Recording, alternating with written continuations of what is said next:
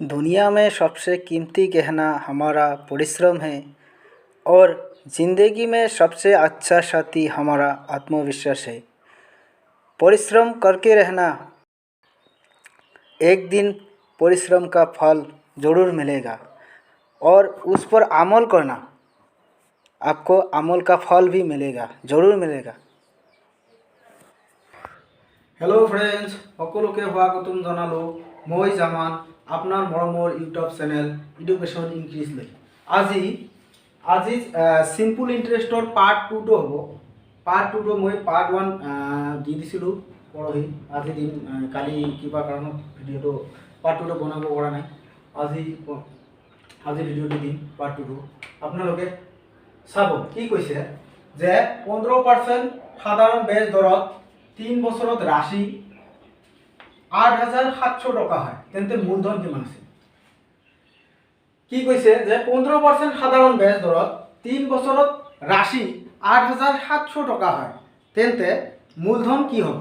এইটো কৈছে চোৱা, ইমান টকা হয় 8,700 টকা হয়। হয় মানে কি, ইয়াত কি আছে? মূলধন প্লাস সুদ এড হৈ আছে। ইমান টকা হয় মানে এইটো এমাউন্ট হৈছে, এমাউন্টটো দিয়া আছে 8,700 টকা। তেনেহলে আমাক কি দিছে? মূলধন ওলাব দিছে 15% দৰত 3 বছৰৰ কাৰণে। এতিয়া চোৱা, মই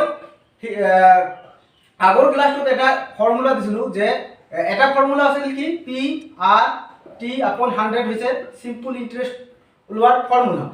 আৰু মই ফৰ্মুলাটো কি দিছিলো? Rate into time. Rate into time per cent কৰিলে, ৰেট ইনটু টাইম যদি পাৰ্সেন্ট কৰো, RT পাৰ্সেন্ট কৰিলে সেইটো সিম্পল ইন্টাৰেস্টে হয়। তেনেহলে চোৱা, ইয়াত মই যদি ৰেটৰ লগত যদি টাইমৰ মাল্টিপ্লাই কৰি দিওঁ, তেনেহলে কি আহিব? সিম্পল ইন্টাৰেস্ট আহিব।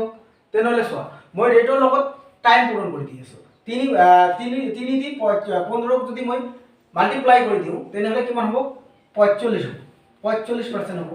45%। এইটো কি? এইটো তো আমার দিয়া আছে কি, এইখন 45% তো আহিল আমার কি, সিম্পল ইন্টারেস্ট আহিল। আমাক ইয়াত দিয়া আছে এমাউন্ট।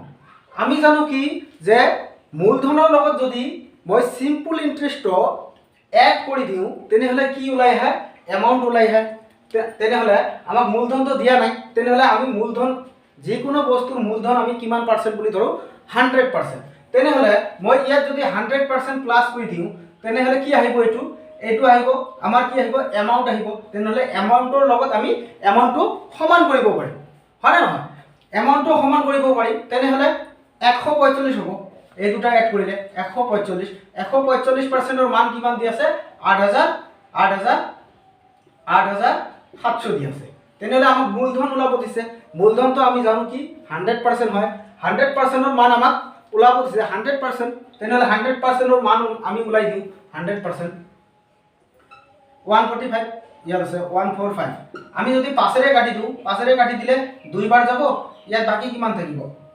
4 45, 5 9 গুণ 45 হ'ব। 5ৰে কাটিলে 20 বাৰ যাব। আৰু ইয়াক যদি কাটি দিওঁ, 29 দি 87 কাটি দিলে 3 বাৰ যাব। দুটা 0 আছে, দুটা 0 লগাই দিওঁ। তেনেহলে 2ৰ লগত যদি মই 3 মাল্টিপ্লাই কৰি দিওঁ, 3 মাল্টিপ্লাই কৰি দিলে কিমান হ'ব? 2 3 গুণ 6 হ'ব। আৰু কেইটা 0 আছে? দুটা ইয়াত আছে, ইয়াত এটা আছে। তিনটা 0 লগাই দিওঁ। তেনেহলে মূলধন কিমান আহিল? মূলধন আহিল 6,000 টকা। বুজি নাপালে আপোনালোকে কমেন্ট কৰিব। আপোনালোকে কমেন্ট নকৰে, কমেন্ট কৰিলেহে মই মোৰো অলপ হেল্প হয় যে মই কিমানখিনি মই বুজাব পাৰিছো। নহলে কমেন্ট নকৰিলে মই কেনেকৈ বুজিম? তেনেহলে আনসাৰটো কোনটো হ'ব? 6,000 টকাটো একেবাৰে শুদ্ধ আনসাৰ হ'ব ই নম্বৰটো। এনেকৈ আমি এইটো ফৰ্মুলাত কৰিলে অলপ ডাঙৰ হ'ব কোৱেশ্চনটো। সেইকাৰণে মই এইবিলাক ফৰ্মুলা ইউজে নকৰোঁ। মই ডাইৰেক্ট সিম্পল ইন্টাৰেস্টক মই কি কৰোঁ? পাৰ্সেন্টেজ লৈ পৰিৱৰ্তন কৰি দিওঁ। তেনেহলে নেক্সট কোৱেশ্চনটো চোৱা, কি কৈছে যে প্ৰথম 2 বছৰত সাধাৰণ ব্যাজ দৰ 6%, পিছৰ 2 বছৰত 7% আৰু 4 বছৰতকৈ অধিক সময়ত ব্যাজ দৰ 8% হয়, তেন্তে 7 বছৰৰ অন্তত কোনো মূলধন P প্ৰাপ্ত হয়। কি কৈছে অলপ কোশ্চেনটো বৰ ডাঙৰ আছে, ইমান হাৰ্ড নহয়, বুজি বুজি কৰিলে হৈ যাব। কি দিছে যে প্ৰথম 2 বছৰত সাধাৰণ ব্যাজ দৰ 6%, পিছৰ 2 বছৰত 7% আৰু 4 বছৰৰ অধিক সময়ৰ বাবে কি দিছে ব্যাজ দৰ দিছে 8%। তেন্তে 7 বছৰৰ অন্তত যদি মূলধন পি প্ৰাপ্ত হয় তেনেহলে মুঠ ব্যাজ দৰ কিমান হ'ব? চোৱা কি কৈছে, আমি জানো কি সিম্পল ইন্টারেস্ট কি হয়, সাধারণ ব্যাজ কি হয়, রেট ইনটু টাইম। 2 বছর প্রথম 2 বছরত কি আছিল, প্রথম 2 বছরত রেট ইনটু টাইম কৰিলে 6 × 2 = 12% হ'ব। তাৰ পিছত কি আছে, লাস্ট 2 বছৰত কি আছে 7%, 7 × 2 = 14% হ'ব। 2 বছৰ তো হয়ে গ'ল, তেনেহলে 4 বছৰ হ'ল, তেনেহলে টকা কিমান বছৰলৈকে আছে, 7 বছৰ। 7 বছৰলৈকে টকা আছিল, তেনেহলে 7 বছৰৰ অন্তৰত কোনো মূলধন কি কৈছে যদি পি হয়, তাৰ পিছত আৰু এটা কথা কৈ দিছে যে কি দিছে যে 4 বছৰৰ অধিক সময়, তেনেহলে বাকি কিমান বছৰ থাকিব, বাকি 2 বছৰ, ইয়াত 2 বছৰ গ'ল, ইয়াত 2 বছৰ গ'ল, তেনেহলে 4 বছৰ তো গ'ল। এতিয়া টোটাল যদি 7 বছৰ আছিল, 4 বছৰ গ'ল, তেনেহলে কিমান বছৰ বাকি আছে, 3 বছৰ। 3 বছৰৰ কাৰণে কিমান পাৰ্চেন্ট ব্যাজ দৰ দিছে, 8, তেনেহলে 3 × 8 = 24% হ'ব। মই থাকে ইয়াতে এনেকৈ কৈ দিওঁ, 2 × 2 2 বছৰৰ কাৰণে হৈছে 2 × 6% তেনেহলে 12, তাৰপিছত 2 × 7% তেনেহলে কিমান হ'ল 14, আকৌ 3 বছৰ বাকি আছে, 3 × 8% কিমান হ'ল, তেনেহলে 24%। টোটাল যদি মই এড কৰোঁ কিমান হ'ব, ইয়াত 7 × 2 = 14, তেনেহলে 4 × 2 = 6, 6 4 8 10, তেনেহলে ইয়াত কিমান, এইটো এড কৰি লোৱা, এড কৰিলে কিমান হ'ব, 4 4 8 8 2 10 0, কেৰি 1, ইয়াত এড কৰিলে 10 হ'ব, 10 0 বহিল, কেৰি 1 থাকিল, 2 2 4 4 আৰু 1 5, তেনেহলে 5 হ'ল। টোটাল সিম্পল ইন্টাৰেস্ট আমাক আমি কিমান পালো যে 50% পালো। আমাৰ এটা কথা মনত ৰাখিব লাগিব যে মূলধন সদায় 100% থাকে। তেনেহলে কৈছে কি ইয়াত যে 7 বছৰৰ অন্তত কোনো মূলধন পি হয়, তাৰ মানে কি 100%ৰ মান পি দি আছে, 100% মূলধনটো সদায় 100% হয়, তেনেহলে 100%ৰ মান পি দি আছে। আমাক মুঠ সিম্পল, তেনেহলে মুঠ কি দিছে, ব্যাজ দৰ ওলাব দিছে।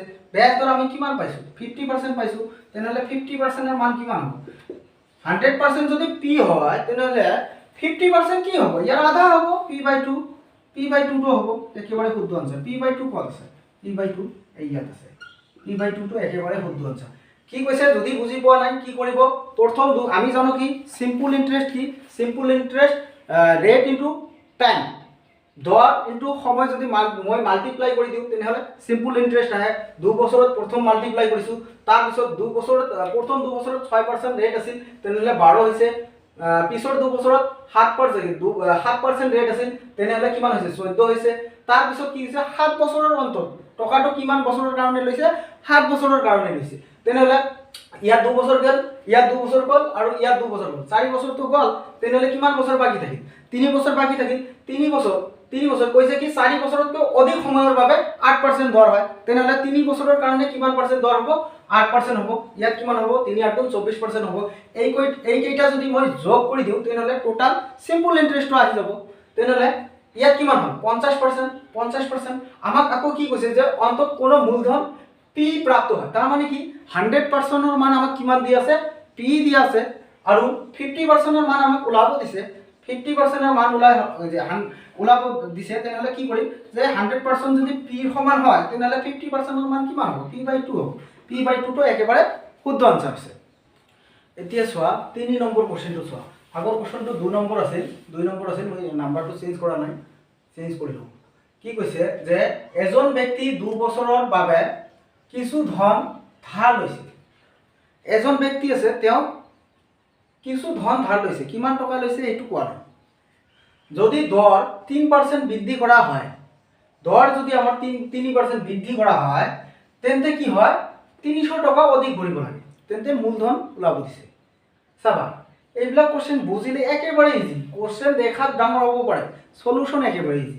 কি কৈছে এজন ব্যক্তি 2 বছৰত বাবে কিছু ধন ভাল হৈছে, যদি দৰ 3% বৃদ্ধি কৰা হয় তেনেতে অধিক কি 300 টকা অধিক ভৰিব লাগে। মূলধন কিমান? তেনেহ'লে চোৱা 300 আমি জানো কি ৰেট ইনটু টাইম কৰিলে কি হয় সিম্পল ইন্টাৰেষ্ট আহে। তেনেহ'লে 2 ৰ লগত যদি মই 3 মাল্টিপ্লাই কৰি দিওঁ তেনেহ'লে 6% হ'ব। 6% মানে কি দৰ যেতিয়া বৃদ্ধি হৈছিল তেতিয়া তেওঁ কিমান টকা অধিক দিব লাগে? কিমান টকা অধিক দিব লাগে? 300 টকা। 300 টকা অধিক দিব লাগে। তেনেহ'লে 6% কাৰ সমান হ'ব? 300 ৰ সমান হ'ব। আমাক কাৰ মান ওলাব দিছে? মূলধনৰ মান ওলাব দিছে। মূলধন সদায় কিমান পইচা কিমান পাৰ্চেণ্ট থাকে? মূলধন সদায় 100% থাকে। মূলধনৰ মান ওলাই দিয়া 100%ৰ মান ওলাই দিলে হৈ গ'ল। 6% আছে, 6 ৰে কাটি দিলে 5 হ'ব। তেনেহ'লে ইয়াত কিমান হ'ল? 5 আছে আৰু দুটা 0 ইয়াত আছে এটা 0। তেনেহ'লে তিনিটা 0 বহাই দিয়া 5000টো একেবাৰে শুদ্ধ আনসাৰ। এইটো একেবাৰে শুদ্ধ আনসাৰ হ'ব। কোশ্চেন যিমান ডাঙৰ থাকে থাকক না, এইবিলাক বেছিক টেজিক কৰিলে বহুত প্ৰব্লেম হ'ব আৰু বহুত ডাঙৰো হ'ব। বেছিক টেজিক নাই, বেছিক টেজিক মই বেছিক কৰা নাই, এইবিলাক বেছিক কৰিলে প্ৰব্লেমত পৰি যাব। এইবিলাক একেবাৰে মই ছুটি কৰি দিছোঁ আৰু এক্সামততো ইমান বেছিক কৰাৰ সময় নাথাকে, আমাক আনসাৰৰ লগত কথা। তেনেহ'লে আমি কি কৰিছোঁ যে 2 বছৰৰ বাবে 2 বছৰত যদি 2 বছৰৰ বাবে টকা ধাৰ লৈছে, যদি দৰ 3 গুণা বৃদ্ধি কৰা হয় তেনেহ'লে আমি জানো কি সিম্পল ইন্টাৰেষ্ট কি হয় যে ৰেট ইনটু টাইম। তেনেহ'লে যেতিয়া ৰেটৰ লগত মই টাইম মাল্টিপ্লাই কৰি দিম তেতিয়া কি কৈছে প্ৰথমত যিমান আছিল তাৰে কি হৈছে 3% বৃদ্ধি হৈছে। তেনেহ'লে 2 ৰ লগত মই 3 মাল্টিপ্লাই কৰি দিলোঁ 6 হৈ গ'ল। 6% বৃদ্ধি হৈছে। 6% যদি বৃদ্ধি হৈছে তেনেহ'লে তেওঁ কোশ্চেন একৰ্ডিং টু কোশ্চেনৰ মতে কি কৈ আছে যে 300 টকা অধিক ভৰিব লাগে। তেনেহ'লে 6% কাৰ সমান হ'ব? 6% 300 টকাৰ সমান হ'ব। তেনেহ'লে আমাক মূলধন ওলাব দিছে। মূলধন কিমান থাকে? 100% থাকে। 100%ৰ মান ওলাই দিছোঁ। মই ইয়াত পাৰ্চেণ্টেজ লিখা নাই, ইয়াতো পাৰ্চেণ্টেজ থাকে, এইবিলাক কাটি যায়, পাৰ্চেণ্টেজ লিখা দৰকাৰ নাই। তেনেহ'লে 6 ৰে কাটি দিলে 5 হ'ব। ইয়াত এটা 0 বাকী থাকিব, ইয়াত দুটা 0 বাকী আছে। তেনেহ'লে কিমান হ'ল? 5ৰ লগত 3টা 0 মাল্টিপ্লাই কৰি দিলে কিমান হ'ব? 5000 হ'ব। 5000টো কাৰেক্ট এনসাৰ হ'ব। চোৱা 4 নম্বৰ কোশ্চেনটো কি দিয়া আছে যে 900 টকাৰ 4 বছৰত সাধাৰণ ব্যাজ দৰত 1260 টকা হয়। যদি 900 টকা দি আছে 4 বছৰত সাধাৰণ ব্যাজ দৰত 1260 টকা হয়। তেনেহ'লে কি দিছে? মূলধন আছে কিমান? 900 টকা। এমাউণ্ট কিমান হৈছে? 1260 টকা। যদি ব্যাজ দৰ 2% কমাই দিয়া হয় তেন্তে 4 বছৰ পিছত মিশ্ৰধন কিমান হ'ব? চাবা ইয়াত মিশ্ৰধন আছে, আকৌ মিশ্ৰধনে ওলাব দিছে। তেন্তে মই এটা কাম কৰিলে একেবাৰে ইজি হৈ যাব। কি হ'ব? যে মই যদি 4 বছৰত 2% ব্যাজ দৰত কিমান টকা কমি যায় তাৰ পৰা যদি মই যিমান টকা কমি যাব সেই টকাখিনি যদি মই ইয়াত এইটো মানৰ এইটো এমাউণ্টৰ পৰা মাইনাছ কৰি দিওঁ তেনেহ'লে মানটো ওলাই যাব। চাবা কি দিছে যে 900 টকা আমি জানো কি সিম্পল ইন্টারেস্ট এসআই বরাবর কি হয় যে এসআই ইকুয়াল কিমান হয় যে পি আর টি আপন 100 হয়। এইটো হৈছে ফর্মুলা। তেনেহ'লে চোৱা 900 টকাৰ 4 বছৰত কিমান পাৰ্চেণ্ট দৰ কমি গৈছে? 2% দৰ কমি গৈছে। 2% দৰ কমাই দিওঁ তেনেহ'লে দেখো কিমান টকা কমি যায়। তেনেহ'লে 100 ৰে ভাগ কৰি দিওঁ, দুটা 0 লগত দুটা 0 কাটি গ'ল। মানে 4 9 গুণ 36, 36 2 গুণ 72, 72 টকা কমি যাব। 72 रुपीस কমি যাব। যদি কমি যায় তেনেহ'লে আমাক এমাউণ্ট ওলাব দিছে। তেনেহ'লে এইখিনিৰ পৰা এই 1260ৰ পৰা যদি মই 72 টকা মাইনাছ কৰি দিওঁ তেনেহ'লে মিশ্ৰধনটো ওলাই যাব।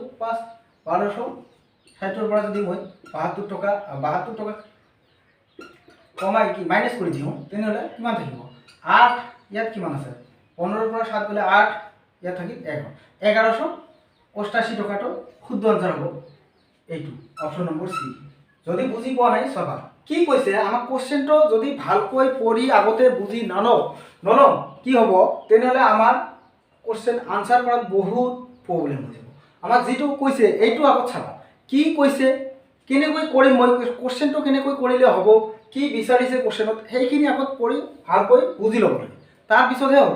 আমাক কৈছে 900 টকা 4 বছৰত সাধাৰণ ব্যাজ দৰত 1260 টকা হয়। তার মানে কি এইটো মূলধন দিয়া আছে, এইটো এমাউন্ট দিয়া আছে। যদি ব্যাজ দর 2% কমাই দিয়া হয় তেন্তে 4 বছর পিছত মিশ্রধন কিমান হ'ব? এইখন কি আছে না আছে সেইখনই দেখো সিম্পল ভাষাত বুজি ল'লে হ'ল যে 4 বছৰত 2% কমি গৈছে তেনেহ'লে কিমান কমি গৈছে চিম্পল ইণ্টাৰেষ্টত তেনেহ'লে 900 টকা মূলধন আছিল 4 বছৰত 2% দৰ যদি কমি গৈছে তেনেহ'লে কিমান টকা কমি গৈছে 72 টকা কমি গৈছে তেনেহ'লে এমাউণ্টটো এইটো আছিল এই এমাউণ্টৰ পৰা যদি মই 72 টকাটো মাইনাছ কৰি দিওঁ তেনেহ'লে বাকী মিশ্ৰ ধনখিনি থাকি যাব তেনেহ'লে কিমান টকা বাকী থাকিল 1188 টকা এতিয়া চোৱা এইটো কোশ্চেন এটা এক্সামত আহিছে আমাৰ অসমৰে যে এটা বেংক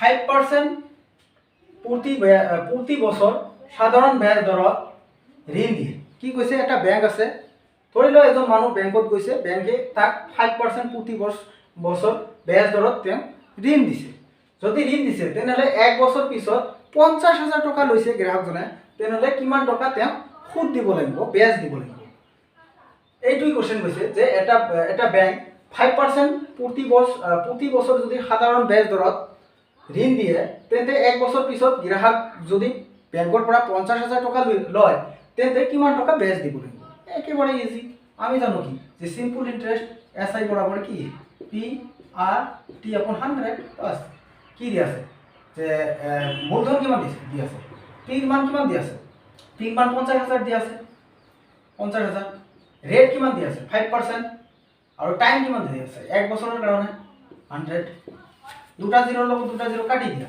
তেনেহলে 5ৰ লগত 5 যদি মাল্টিপ্লাই কৰি দিও 25 হ'ব আৰু দুটা জিরো থাকি যাব তেনেহলে 2500 টাকা 50,000 টাকা তেওঁ 1 বছৰ পিছত 2500 টাকা সুদ দিব লাগিব সুদ 2500 টো একেবাৰে শুদ্ধ আনসাৰ হ'ব চাবা এইটো কোশ্চেন কি দিছে 6 নম্বৰটো যে 10,640 টাকা ধন x বছৰত 5% সাধাৰণ ব্যাজ দৰত যদি এত টাকা ব্যাজ প্ৰাপ্ত হয় কি কৈছে 10,640 টাকাত x বছৰত 5% দৰত মূলধন কিমান দি আছে 10,040 টাকা 10,640 টাকা x বছৰ তেনেহলে আমাক টাইমটো দিয়া নাই 5% সাধাৰণ ব্যাজ দৰত এত টাকা সিম্পল ইন্টারেস্ট পায় মানে সাধারণ সুদ কিমান পায় 3,724 টাকা সুদ পায় তেন্তে x এর মান কিমান হ'ব x মানে কি বুঝাইছে টাইম বুঝাইছে বছৰৰ কথা কৈছে তাহলে টাইমটো ওলাব হৈছে